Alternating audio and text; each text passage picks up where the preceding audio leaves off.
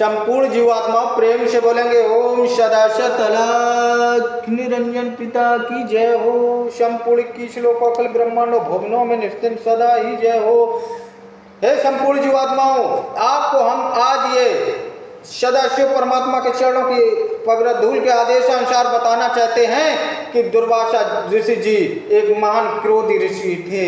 वो जब मन में अगर अपने भाव विचार प्रकट करके और निकलते थे, अगर उनके मन के विपरीत कार्य कहीं हो रहा है या कहीं उन्होंने अपनी आंखों से देखा कि उनका सम्मान नहीं हुआ या समाज में दुर्व्यवहार हो रहा है या किसी अहंकारी को देखा, तो उन्होंने उसी समय उसे श्राप देने का कार्य किया इस धरा पर आकर। इसी क्रम की कड़ी में जब वो एक बार द्वारका नगरी पहुंचे, द्वारकाधीश श्री कृष्ण के यहाँ पहुंचे और वहां जाकर जब देखा श्री कृष्ण ने, तो सिंहासन से उठे और दौड़े भागे कि अरे दुर्वासा ऋषि मुनि आए हैं, अरे इनका सम्मान सत्कार करना अनिवार्य है, नहीं तो ये श्राप दे देंगे। एक भय रहता था लोगों के मन में। दुर्वासा ऋषि जी तुरंत अगर उनकी सेवा खुशामत सही से नहीं की, उनका अपमान कहीं होते देखा तो आपको श्रापित करते, ये तुरंत कर देते थे दुर्वासा ऋषि जी।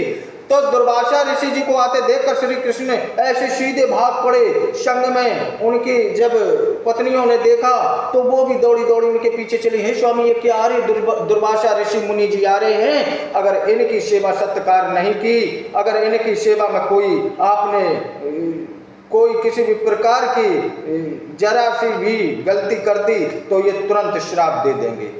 तो पत्नियों ने भी उनकी बात मानी और श्री कृष्ण ने पूर्ण आदर से उनके चरणों में झुक करके प्रणाम किया और कहा, आओ आओ भाग हमारे, जो आप हमारी नगरी में पधारे, आओ मैं आपका कैसे आदर सत्कार सम्मान करूं, मेरे तो वचन ही कम हैं। इस प्रकार कहने के बाद दुर्वासा ऋषि जी ने कहा कि चलो प्रसन्न रहो। दुर्वासा ऋषि जी को आसन दिया गया, आसन पर बैठ गए दुर्वासा ऋषि जी।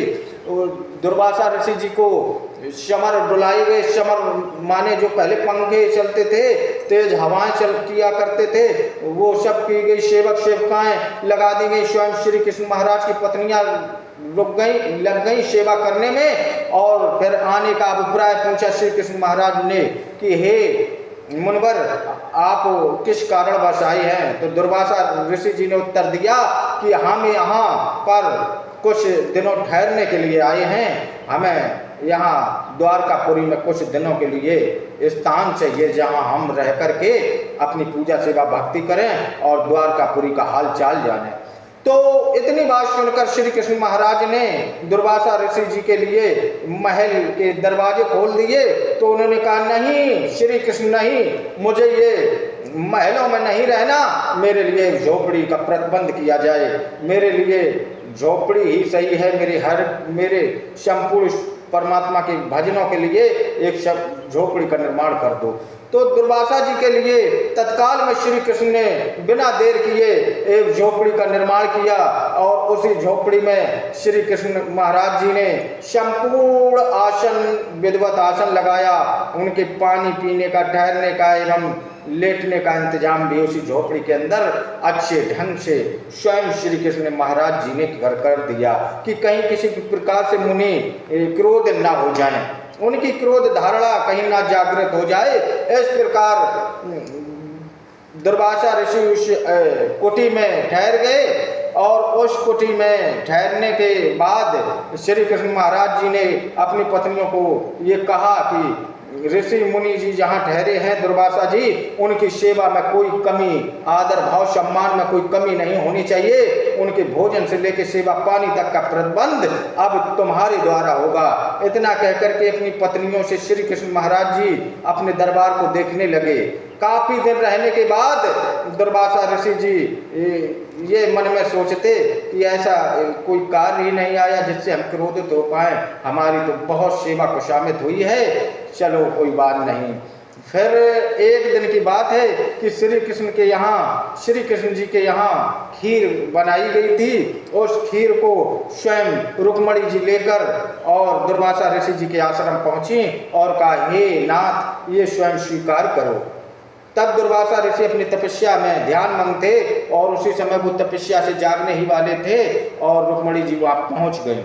रुक्मणी जी ने जब खीर रखी तो दुर्वासा ऋषि जी ने उस खीर को लेके पहले जमीन पे गिराया, फिर उसको फेंका कुचला और उसके बाद वापस दे दिया कि जाओ ये खीर लेकर जाओ और उस द्वारकाधीश से कह देना ये दुर्वासा ऋषि जी ने वापस कर दी है खीर, और ये खीर को एक प्रसाद समझ के अपने पूरे शरीर में धारण कर ले, पूरे शरीर में रगड़ ले, जाओ उस श्री कृष्ण से कह देना। इतना कहकर के रुक्मणी जी ने उनका आदर सम्मान सत्कार करते हुए खीर वापस ली और वो सीधे श्री कृष्ण महाराज जी के पास आई और वहाँ आके पूरा वृत्तांत पूरी हाल बताया कि ऐसी ऐसी बात है और दुर्वासा ऋषि जी ने ये कहा है कि उस द्वारकाधीश से कह दें कि ये पूरे खीर को पूरे तनमन में लपेट लिया जाए, पूरे तनमन में एकदम लपेट कर और पूरे तनमन में एक मालिश खीर द्वारा कर ली जाए। इतना कह ही रही थी तो श्री कृष्ण जी ने बिना देर किए, क्योंकि वो जानते थे कि दुर्वासा ऋषि जी क्रोधित हो गए तो श्राप दे देंगे, वो श्री कृष्ण जी ने बिना देर किए हुए वो खीर को अपने शरीर में लपेटना आरंभ कर दिया। उन्होंने वो पूरी खीर शरीर में लपेट ली, पूरी हर एक अंग अंग में लपेट ली और दुर्वासा ऋषि जी के पास पहुंचे कि हे मुनिवर, मैंने आपके आदेश वचनों का पालन किया, मैंने ये आपकी दी हुई पूरी खीर को पूरे शरीर में हर एक अंग अंग में लपेट लिया है, अब तो आप हमें क्षमा कर दें, कोई गलती भूल तो नहीं हुई। उन्होंने कहा हे मूर्ख श्री कृष्ण, दुर्वासा ऋषि जी के यही शब्द थे, हे मूर्ख श्री कृष्ण, तूने जो खीर सब में लपेटी, क्या तूने अपने वो पैरों के तलुए के नीचे खीर लपेट रगड़ी है या उसे धारण किया है? तो श्री कृष्ण जी शन वन हक बक गुम हो गई श्री कृष्ण की कि अरे खीर तो खत्म हो गई और मैंने वो पैर के तलुए के नीचे खीर नहीं रगड़ पाई।